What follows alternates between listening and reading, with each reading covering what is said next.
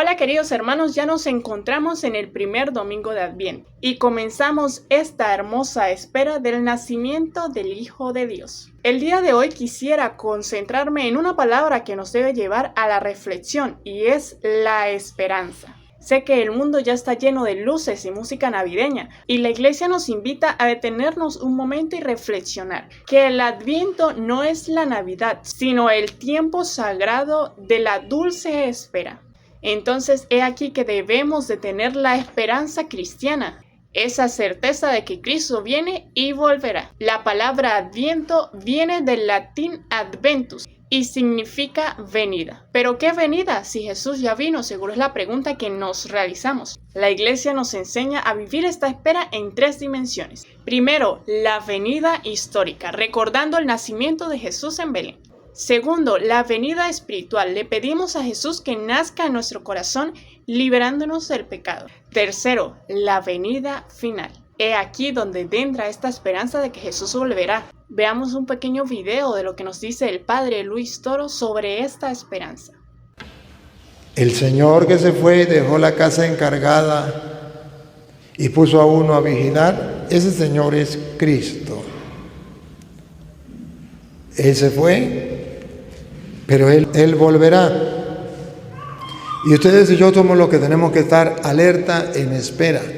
Por eso San Marcos capítulo 13 del 33 al 37 nos viene a mostrar que no sabemos cuándo vendrá Él. Si al anochecer, a medianoche, al canto del gallo, o a la madrugada.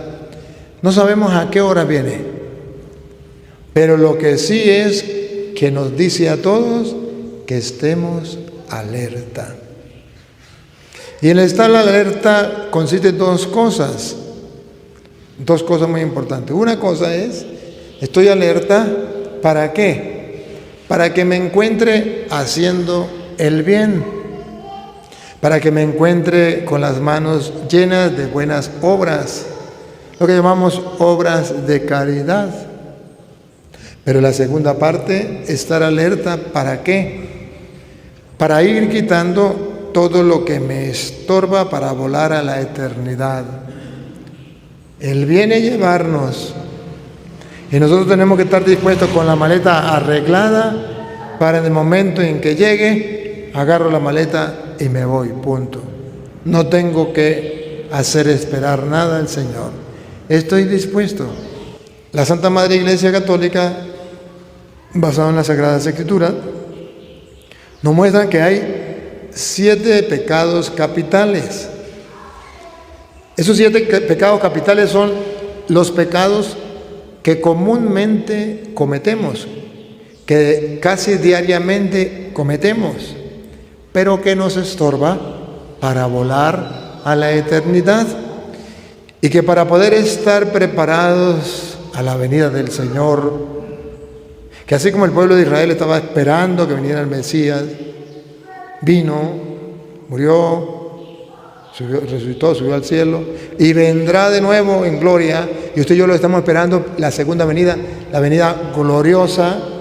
Pues yo tengo que aprender a dejar las cosas malas, y entre las cosas malas yo quiero que analicemos los 7 pecados capitales. Hoy trataremos de analizar 2 pecados capitales, y son capitales porque son los que tenemos casi todos, y son capitales porque a diario los cometemos y porque están enraizados en nosotros, porque desde que nacimos inclinados a esos pecados, y tenemos que estar pendientes con la lupa para ir mirando dónde están esos pecados para irlos quitando de mi vida. Vamos a ver primero el pecado de la soberbia. El pecado de la soberbia agarra varios puntos.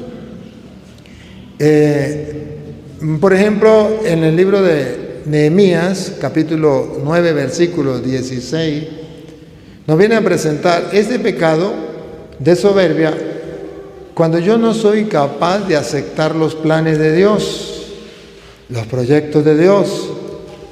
Nehemías 9, 16 nos muestra que cuando usted y yo desobedecemos los mandatos de Dios, no aceptamos el plan de Dios, somos soberbios. Soberbio es cuando yo me quiero proponer como Dios, o como lo más importante, cuando yo me creo la última Coca-Cola del desierto, cuando yo no soy capaz de bajar la cabeza, cuando yo no soy capaz de humillarme, cuando yo quiero que todo el mundo se someta a mis pies, incluso Dios. La soberbia, usted y yo podemos detectarla cuando usted y yo no somos capaces de humillarnos, sea ante Dios o sea ante los demás. ¿Se acuerdan que el pecado del diablo es el pecado de la soberbia? El Papa en estos días decía, los dos pecados más grandes que pueden existir en la vida del ser humano es la soberbia y el odio. Y es verdad, el diablo era Lucifer, Luzbel, el ángel de la luz, y se convirtió en el ángel de las tinieblas por la soberbia, por no querer humillarse, por no bajar la cabeza.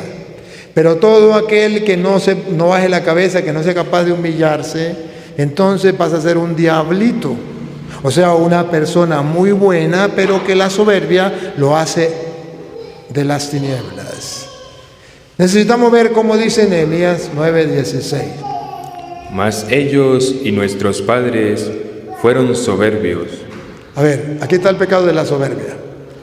Ellos y nuestros padres fueron soberbios. La lupa. ¿Cuál es el pecado de la soberbia? Enrolla, envuelve varias cosas. Aquí, según Nehemías, el pecado de la soberbia, escuche. Y endurecieron su cerviz y no escucharon tus mandamientos. No quisieron escuchar los mandamientos de Dios. No lo aceptaron. La soberbia me lleva a mí a rebelarme contra Dios. No acepto los mandatos de Dios. No acepto los planes de Dios. Le reclamo a Dios cualquier cosa. Me creo más que Dios. Ese es el pecado del hombre de hoy, la soberbia. Ustedes se dan cuenta que el hombre de hoy en el mundo, nuevo orden mundial, los planes, los mandatos de Dios no se aceptan. Ahora es lo que el hombre diga, lo que el hombre proponga. Eso se llama soberbia. Quitamos los planes de Dios dentro de esa soberbia del mundo de hoy. Por ejemplo, Dios dice, no matarás. Y en ese no matarás significa no matar a los niños en el vientre de la madre. Pero la soberbia del hombre del siglo XXI, guiado por el nuevo orden mundial, dice, nosotros agarramos el poder y la autoridad que le corresponde a Dios, y si Dios dice no matarás, incluyendo al niño en el vientre de la madre, nosotros damos la orden de que sí se puede matar a un niño en el vientre de la madre. Eso se llama soberbia. Se quita la autoridad de Dios y se pone por encima de Dios. Eso es soberbia.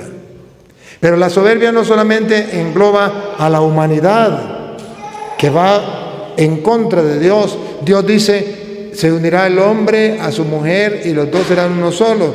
Y creceos y multiplicaos. La soberbia del hombre dice, pues nosotros somos más que Dios. Ahora no queremos obedecer eso.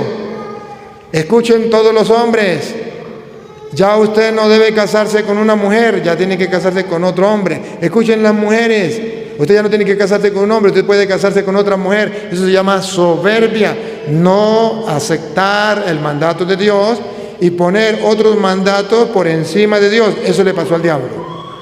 El diablo no se doblegó ante Dios.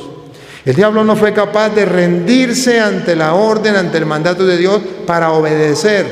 Y dejó de ser luz bella, a pasar a ser el ángel de las tinieblas, de la oscuridad, el diablo, por el pecado de la soberbia. Si el ángel de la luz, que era el diablo, luz bella, dejó de ser luz bella y pasó a ser ángel de las tinieblas por la soberbia, ¿será que tú, será que yo, que usemos la soberbia y que no trabajemos ese pecado, que no seamos capaces de acabar con ese pecado en nuestra vida, será que no nos va a pasar lo mismo que el diablo? Claro que sí. Por eso uno de los pecados más grandes, y por eso está de primero dentro de los pecados capitales está el primero de la soberbia, porque es el pecado que va en contra de Dios. Cuando una persona, por ejemplo, muere su hijo, es el único hijo, ¿qué es normal? Normal es que a usted le duela la muerte de su hijo, usted llore. Bueno, están los 9 días de luto y de oración, del novenario. O su mamá se murió, están los 9 días también. Usted llora, la lamenta. Pero luego usted le dice a Dios: Señor, hágase tu voluntad. Tú me lo diste, tú me lo quitaste, tú me la diste, tú me la quitaste. Bendito sea Dios. Ahí usted destruyó la soberbia. Pero cuando usted dice: Dios mío, ¿por qué me quitó a mi mamá? ¿Por qué me quitó a mi hijo? No vuelvo más a misa, no vuelvo más a orar, no vuelvo más con Dios. Dios no me quiere, yo me aparto de Él. ¿Por qué me pasó esto? Y usted comienza a reclamarle a Dios y comienza a enfurecerse contra Dios. Eso se llama pecado de la soberbia. No aceptar los planes de Dios. Es soberbia. Entonces la soberbia me lleva a mí a querer ser un Dios para Dios, reclamarle, pedirle cuentas a Dios de lo que Él hace. Es el pecado de la soberbia. Y hoy día parece que es algo muy normal. Todo el mundo lo hace. Y dice: no, pues es que yo así me desahogo. No. Una cosa es ahogarse y llorar ante el Señor y decirle: Señor, me duele, ¿sabe cuánto me duele, Señor? Pero tú sabes todas las cosas, tú sabes por qué se llevó mi mamá, la encomiendo en tus manos. Entonces ya viene la humildad, que es humillarme delante de Él y reconocer que Él es el comandante supremo y eterno, que no hay otro. Me entrego a Él. La soberbia me impide a mí cumplir los mandatos de Dios, me impide a mí aceptar los planes de Dios. Yo no lo puedo aceptar porque Dios se tiene que someter a mí y tiene que hacer lo que a mí me da la gana. Y si no hace lo que a mí me da la gana, lo declaro mi enemigo y me declaro ateo. ¿Cuántas personas se han declarado ateos por la soberbia? ¿Qué es un ateo? El ateo realmente no existe. ¿Por qué no existe un ateo? Sencillo, porque el ateo dice Dios, y al decir Dios ya acepta que Dios existe. Pero como él es soberbio, le pone no existe. ¿Quién? Dios. O sea, es como si usted diga el sol, ya sabe que existe, pero lo niega, no existe. Al decir el sol, ya se supone que existe el sol y que usted acepta que existe el sol, pero la soberbia le hace decir no existe el sol. En el caso de Dios, ¿qué es un ateo? Un ateo es una persona con la soberbia, el pecado capital más grande. Ese pecado ha crecido a tal punto que él es capaz de decir Dios no existe y se siente orgulloso y es capaz de decirle a los demás Dios no existe. Está pasando por encima de Dios. Dios que lo hizo a él no existe, pero él que es la criatura, alguien creado por Dios, él sí existe. O sea que él es más que Dios, porque él sí existe y Dios no existe. O sea que esa persona es más que Dios. La soberbia se lo traga. Definición de un ateo: soberbio a plenitud. Es un ateo.